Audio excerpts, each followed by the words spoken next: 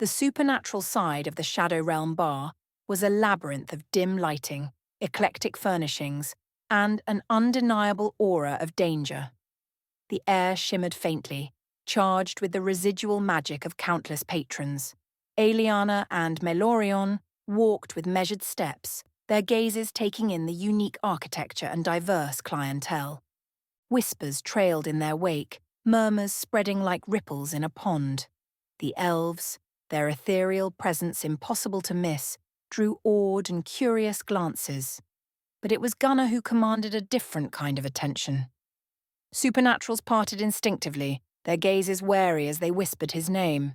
Is that the one who killed the Demon King? Didn't think he'd show up here. He's with the Guardians? What does that mean? Gunnar's single blue eye swept the room, his expression unreadable but undeniably commanding. He said nothing, but his presence alone seemed to cast a shadow over the already dark space. Beside him, Darren smirked, clearly enjoying the subtle unease in the air. "You're quite the celebrity, boss," Darren quipped. "If I didn't know better, I'd say they were more scared of you than impressed." Gunnar didn't reply, his attention focused on the path ahead. Aeliana paused at a section of the bar where the runic wards on the walls shimmered faintly. She traced her fingers along the carvings, her expression thoughtful. "These wards are old," she murmured, "and deceptively intricate. They bind the truce into the very fabric of this place." Melorion nodded, his golden gaze sweeping over the room. A delicate balance, held together by fragile threads. Remarkable that it has lasted this long. "It lasts because everyone knows the consequences of breaking it," Gunnar said, his voice low but firm. "You don't want to see what happens when Silas enforces the rules." Melorion raised a brow. A mortal establishment enforcing laws even supernaturals fear. Interesting. "It's not the place they fear," Darren said, glancing toward the bar. "It's the man running it. And speaking of interesting," he gestured toward a familiar figure seated at the far end of the room. Rose leaned casually against the bar, her dark eyes scanning the crowd with her usual air of superiority. She wore her disdain like a badge of honor, though her gaze flicked toward Gunnar with a brief but unmistakable edge. Darren smirked. "Guess I'll go say hi. Maybe she'll tell me what she saw last night." As Darren made his way through the crowd, Rose turned her attention to him, her smirk sharpening. "Well, well, if it isn't my favorite skeptic. What brings you back so soon? Couldn't stay away?" "Miss me that much," Darren quipped, sliding onto the stool beside her. "Thought I'd check in, see if you've got any juicy gossip to share." Rose leaned back, her dark eyes glittering with amusement. "Gossip? Oh, darling, I don't deal in gossip. I deal in truths. Carefully bartered, of course." "Right," Darren said, resting an elbow on the bar. "Let's talk about last night, then. You were watching. What did you see?" Rose's smirk faded slightly, replaced by a calculating look. "A lot of things. Some of them troubling." "Such as?" She tilted her head, her fingers tapping idly against the bar. "Such as a certain demigod showing up to test her little army of addicts. Such as the pack barely holding the line." Darren's smirk faltered, his tone hardening. "You didn't think to mention this sooner?" "Oh, I figured you'd figure it out," Rose said airily, though her gaze sharpened. "You always do, don't you, Darren? You and your little pack?" Darren leaned closer, his voice dropping. "What's your angle here, Rose? You know more than you're saying." Rose's smirk returned, sharper than ever. "My angle, dear, is survival. And if you're smart, you'll realize that you and your friends are barely treading water in a very deep, very dark ocean." From across the room, Aeliana and Melorion watched the exchange between Darren and Rose with quiet interest. Aeliana's sharp eyes narrowed slightly as she studied Rose's body language, noting the subtle tension beneath her composed facade. "She knows more than she lets on," Aeliana murmured. "Undoubtedly," Melorion replied, "but whether she's a threat or an asset remains to be seen." "Both likely," Aeliana said, her tone calm but edged with determination. We should tread carefully. After a few minutes, Darren rejoined the group, his smirk firmly back in place, but his eyes carrying a flicker of unease. "Well?" Gunnar asked, his tone expectant. "She knows Ravina's playing a bigger game," Darren said. "Didn't get much more out of her, but she's worried. That's rare." Aeliana exchanged a glance with Mallory. "Then perhaps it's time we stop reacting and start preparing." Gunnar nodded, his expression grim. "Let's head back. We've got work to do." As the team gathered near the doorway of the Shadow Realm bar, Aeliana turned to glance at them one last time before stepping away. Her graceful stride carried her toward the dimly lit bar counter, where Rose leaned, radiating smug confidence.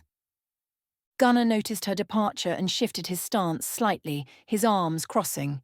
His sharp blue eye followed Aeliana as she closed the distance between herself and Rose. He didn't need to say anything for the rest of the group to take notice. "I think she's going to talk to Rose," Karina murmured, her gaze flicking between Aeliana and the figure at the bar. "No kidding," Darren said, leaning casually against the doorway. He smirked and tilted his head toward Eli. "Got any popcorn, Keebler? I feel like this is going to be a show." Eli raised an eyebrow at him, clearly unimpressed. "You're impossible," she muttered. Darren only grinned wider, sliding into a booth across from where the rest of the team lingered. He stretched out leisurely, as if settling in for a performance. "What? I like to support our leaders, especially when it's about to get entertaining." "You're incorrigible," Karina said, shaking her head. "I'm also right," Darren replied, nodding toward the bar. Rose didn't bother straightening up as Aeliana approached. She simply shifted her posture, resting her elbow on the bar and tilting her head with a faint smirk. Her fingers brushed idly against the silver bracelet on her wrist as her dark eyes assessed the elf before her. "Well, well," Rose drawled, "if it isn't the designer herself. I've been wondering when we'd finally meet. What brings you to my little corner of the world?" Aeliana stopped just short of the bar, her violet eyes steady and unwavering. "I came to see if you understand the weight of what you carry." Rose's smirk deepened. "Oh, this?" she said, lifting her wrist slightly to showcase the bracelet. "I understand it just fine. You made sure of that." "It wasn't made to shackle you," Aeliana said calmly. "It was made to protect you, to protect others." Rose tilted her head, her smirk sharpening. "Protect? Is that what you're calling it? Sounds a lot like a leash to me." Aeliana's expression didn't falter, her voice carrying an unshakable calm. "A leash is for those who have no control. This is a reminder, one you wear willingly because you know the cost of losing yourself." The smirk faltered for just a second before Rose regained her composure, her dark eyes narrowed slightly.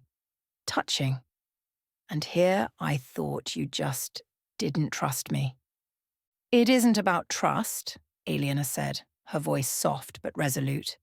"It's about balance. Chaos has its place, but even it must have boundaries. You know that as well as I do." Rose leaned forward slightly, her voice sharpening. "Boundaries? You mean rules?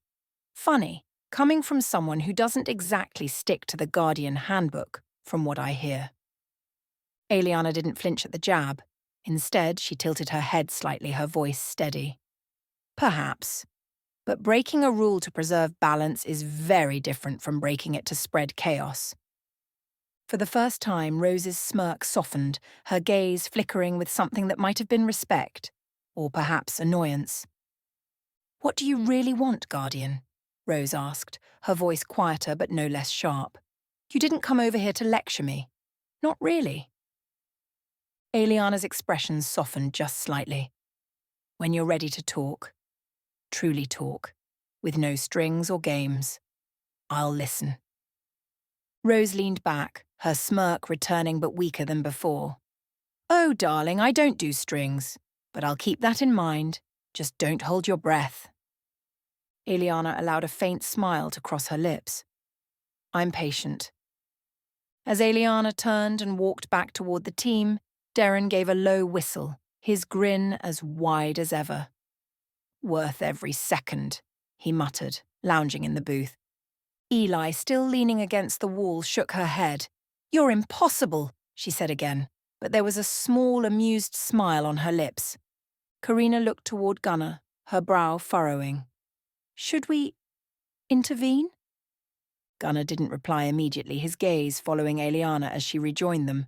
Finally, he said, "She's got it handled." As Aeliana returned to the group, Gunnar gave her a small nod. "Everything settled?" "For now," Aeliana said simply, her tone as composed as ever. "Good," Gunnar replied. "Let's move out. We've got work to do." The team began to gather their things, the tension in the bar finally easing as murmurs of the confrontation drifted through the crowd. Rose, still leaning against the bar, watched them leave, her fingers brushing absently against the bracelet.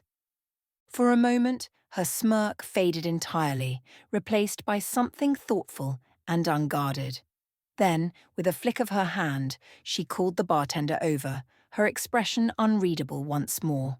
The mood at the workshop was somber yet purposeful as the team settled back into their routines after the tense visit to the Shadow Realm bar. Conversations were sparse, exhaustion settling in after a night filled with too many questions and not enough answers. Clora, however, couldn't let the silence linger in her mind. She found Melorion, standing near the courtyard, the first light of dawn casting a faint silver glow across his regal figure. He stood tall and composed, observing the wolves, Alpha, Beta, and Omega, moving fluidly through the space, their presence a quiet reminder of the pack's unique bond. Clora hesitated for a moment before stepping forward, her boots crunching softly against the gravel path. "Mylorion," she called, her voice steady but respectful. The Elder Guardian turned, his gaze as sharp as ever, yet tempered by curiosity. "Clora Phelan," he said, his deep voice carrying the weight of centuries. "You seek to speak with me?" She nodded, her hazel eyes reflecting a mix of resolve and deference. "If you'll allow it, I have some things on my mind that I'd like to discuss." He gestured toward a nearby bench shaded by an ancient oak. "Very well. Let us talk." As they sat, Clora took a deep breath, gathering her thoughts. Melorion watched her patiently, his hands resting lightly on his lap. His presence was calming, yet there was an air of authority that made her feel like a cadet facing a senior commander again. "I want to speak about Earth," Clora began, "and Alfheim." Melorion raised an eyebrow, intrigued. "A weighty topic. Go on." Clora shifted, her posture straightening as if she were back at the War College addressing her instructors. "When I was invited to train in Alfheim, I didn't know what to expect. At first, it was overwhelming. The culture, the expectations, the history. I felt like an outsider." She paused, her gaze steady. "But then, as I learned, as I pushed through the trials, I came to understand what makes Alfheim so unique. Its strength lies in its unity, its purpose." "You speak well of it," Mylorion said, his voice neutral. "I assume you mean to draw a comparison to Earth." "I do," Clora admitted. "I love my home, but it lacks the unity Alfheim has. The Pack tries to be that unifying force for Earth's supernatural and mortal communities, but it's not enough. Not against threats like the Black Dawn." Clora hesitated for a moment before continuing. "That's why I wanted to speak with you. After all I've learned, all I've seen. I feel like it's my duty now to stand for both Alfheim and Earth. I owe that to the Pack, and to what I went through at the college." Melorion studied her, his expression unreadable. "You speak of duty. An admirable sentiment, but you wish to know where I stand." She nodded, her hazel eyes piercing. "You've seen what we're up against. Earth can't do this alone. If Alfheim doesn't step in, doesn't lend support, it won't just be Earth that suffers. The Black Dawn's reach will extend beyond one realm." For a moment, the only sound was the rustle of leaves and the quiet movement of the wolves in the distance. Then Maelorion spoke, his tone measured but firm. You are perceptive, Clora Phelan. I will not deny that Earth faces a formidable challenge, and I have seen enough to understand why Aeliana has acted as she has, though her methods remain unorthodox. His gaze met hers, sharp yet kind. But the Guardians do not act lightly. Our role is to maintain balance, not to dictate outcomes. Clora's jaw tightened, but she kept her tone respectful. Balance is important, I agree. But sometimes, balance means stepping in before the scales tip too far. Isn't that what being a Guardian is about? A flicker of something, respect perhaps, crossed Maelorion's face. You are bold, and you speak with conviction, a rare quality among mortals. I had good teachers, Clora said softly, and I've seen enough to know that standing by isn't an option anymore. Not for any of us. Maelorion's gaze softened slightly, his posture relaxing. You remind me of someone I knew long ago, a guardian who believed as you do that intervention was sometimes necessary to preserve balance. He paid dearly for that belief, but his actions saved many lives. Then you understand why I'm asking for Alfheim's support, Clora said, her voice firm. Not for my sake, or even the Pack's. For Earth's future. The Elder Guardian stood, his gaze drifting toward the horizon. You have given me much to think about, Clora Phelan. Your words are not without merit, and though the Guardians may hesitate, I do not believe we can afford inaction. Clora stood as well, her heart pounding but her expression steady. Thank you, Maelorion. He turned to face her, his expression as inscrutable as ever. Do not thank me yet. The battle ahead will test you and your pack in ways you cannot yet imagine. But know this, I will do what I can to ensure that Earth has a fighting chance. Clora nodded, her resolve strengthening. That's all I can ask. As Maelorion began to walk away, he paused and glanced over his shoulder. You carry the weight of 2 worlds, Clora. Few are strong enough for such a burden. Make sure you do not carry it alone. I won't, she promised, watching as he disappeared into the shadows of the courtyard. The mess hall buzzed with quiet energy as the team gathered for dinner, the weight of their recent visit to the Shadow Realm bar hanging heavy in the air. Plates clattered, and conversations were subdued as the scent of Bianca's famous lasagna filled the room. Gunnar sat at the head of the long wooden table. Starbreaker leaned casually against his chair, his blue eyes scanning the room as each member found their seat. Aeliana and Maelorion sat near Gunnar, their elven presence a striking contrast to the earthy, practical setting of the workshop. Aeliana's calm demeanour was offset by Maelorion's intense gaze, his sharp features betraying the thoughts undoubtedly racing through his mind. Across the table, Darren leaned back in his chair, his plate already half empty, while Eli sat nearby, her silver hair glowing faintly under the overhead lights, as she tinkered with a small device. All right, Gunnar began, his tone cutting through the quiet murmur of the room. Let's get to it. Dinner's on Bianca, but we're not just here to eat. I want everyone's take on what we saw and heard at the bar. Let's start with you, Darren. Darren leaned forward, wiping his mouth with a napkin before speaking. Rose was cooperative, he said, his tone laced with sarcasm. At least, as much as she can be. She gave me the rundown on Ravina. Demigod. Daughter of Loki, chaos incarnate, blah blah blah. She's rattled, though. Not her usual smug self, and that's saying something. He set his fork down with a faint clink. The drug? She's freaked about how it's spreading and that she's not the one in control. And then there's the bracelet. She knows it's Alfheim tech, but she didn't know Aeliana was behind it. His gaze flicked to the Guardian. You might have made quite the impression. Aeliana gave a small, serene nod. She has much to learn about humility. Darren smirked. Yeah, well, don't hold your breath. Maelorion straightened in his chair, his piercing gaze sweeping across the room. The bar itself is fascinating, he began, his voice calm but weighty. Its very existence is a precarious balance of chaos and truce, bound together by rules that could unravel at the slightest provocation. The Shadow Realm resonates with a peculiar kind of magic, fractured but potent. He folded his hands on the table.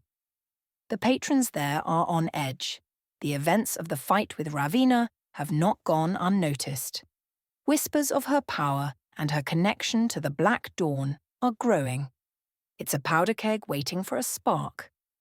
Eli tilted her head, her voice curious. What about the magical readings you picked up? Meloriond nodded. The ambient energy in the bar is corrupted, likely a result of Ravina's influence. It amplifies emotional volatility and lowers resistance to manipulation, precisely the kind of environment she would thrive in. Aeliana's gaze softened as she addressed the group. Meloriond speaks true. The bar's magic is a delicate web, but it's been fraying. Ravina's presence has left scars, subtle but dangerous. The drug she's spreading is not merely a tool of addiction, it's a conduit for her power. Those who consume it are tied to her, willingly or not. Her eyes met Gunnar's. The bracelet on Rose was an intriguing artifact to behold in person. Its runes are holding, but just barely. Her temperament suggests she's actively pushing against its limits. She's always pushing, Darren muttered, earning a small chuckle from Eli. Aeliana continued, unperturbed. The bar itself will not withstand Ravina's influence much longer. If it falls, the ripple effects will reach far beyond the Shadow Realm. It could fracture the fragile alliances that exist within the supernatural community. Eli tapped a few buttons on her tablet, projecting a faint hologram of the Shadow Realm bar's energy signatures. I ran scans while we were there, she said, her tone analytical. What Mylorian and Aeliana are describing matches the data. There's a clear uptick in infernal energy since Ravina's arrival. It's not just corruption, it's a foothold. She gestured to the map. This isn't isolated. If we don't intervene, Ravina could use the Shadow Realm bar as a gateway to expand her influence. The bar might be neutral ground now, but with enough pressure it could become her territory. Desera leaned back in her chair, her arms crossed. So what's the play? Do we take the fight to her, or are we still gathering intel? We need a plan, Ashley added, her tone practical. If the bar falls, we lose a major source of information. Not to mention, it'll be a recruitment hub for the Black Dawn. Gunnar nodded, his expression grim. Agreed. But we're not charging him blind. Ravina's a demigod, and if what Rose said is true, we're dealing with more than just brute force. We need to figure out her weaknesses. Clora, who had been quietly listening, leaned forward. What about Rose? She knows more than she's letting on. She's afraid of Ravina, sure, but she also wants to protect her turf. If we can leverage that fear, we might get more out of her. Darren smirked. Leverage, huh? You mean blackmail? Clora shrugged. Call it what you want, but we need every advantage we can get. Gunnar let the conversation settle before speaking. Here's how this goes. We focus on 3 things. Securing more intel on the drug, uncovering Ravina's weaknesses, and shoring up the Shadow Realm bar before it collapses. Darren, you'll keep working Rose. Carefully. Aeliana and Meloriond, I'll need you analysing the bar's magic and the drug's effects. Eli, keep running the numbers and figure out if there's a way to disrupt whatever connection Ravina's creating. He paused, his gaze sweeping over the team. This isn't just about taking down Ravina.